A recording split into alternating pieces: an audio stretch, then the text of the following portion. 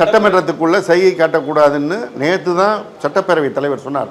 திராவிட முன்னேற்ற கழகத்தின் சட்டமன்ற உறுப்பினர் அண்ணன் துரை சந்திரசேகர் பக்கத்தில் இருந்தவர்கிட்ட பேசிக்கிட்டு இருந்ததை ஒரு வீடியோ கிளிப்பிங் வச்சுக்கிட்டு அவர் யாரை பார்த்தும் காட்டல, பக்கத்தில் இருந்தவர்கிட்ட தான் பேசியிருந்தார். அதற்கே நேற்றுக்கு ஒரு பக்கத்துக்கு கருத்து வெளியிட்டார் மாண்புமிகு பேரவைத் தலைவர்.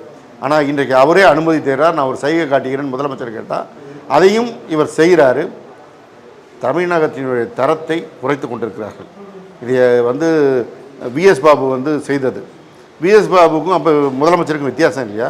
விஎஸ் பாபு என்ன தரம்னு குளத்தூரில் போய் கேட்டால் அந்த மக்கள் சொல்லுவாங்க. அப்போ இவரும் அவரும் ஒன்றா தான் நடந்துக்கிறாங்க. உலக அரங்கம் பார்த்து கொண்டிருக்கிறது. இதை ஒரு முதலமைச்சருக்கான தகுதியாக எந்த மக்களும் ஏற்றுக்கொள்ள மாட்டார்கள். என்ன நீங்கள் செய்தீங்க விட என்ன செய்ய வேண்டியது முக்கியம்னு நேற்று எங்களுடைய எதிர்க்கட்சி தலைவர் சொன்னார். முதல்ல மக்களுக்கு பாதுகாப்பு, சட்டம் ஒழுங்கு பிரச்சனை, திட்டங்கள்லாம் 6 மாதம் கழித்து தீட்டிக்கலாம், செயல்படுத்திக்கலாம், நிதி ஒதுக்கலாம்.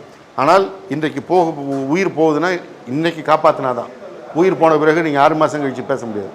பெண் குழந்தைகள் பாதிக்கப்பட்டிருக்காங்கன்னா அது இன்றைக்கி பதில் சொன்னாதான். இதற்கு பதில் சொல்லாமல் திசை திருப்புகிற வேலையை தான் இன்றைக்கு முதலமைச்சர் செய்தார்.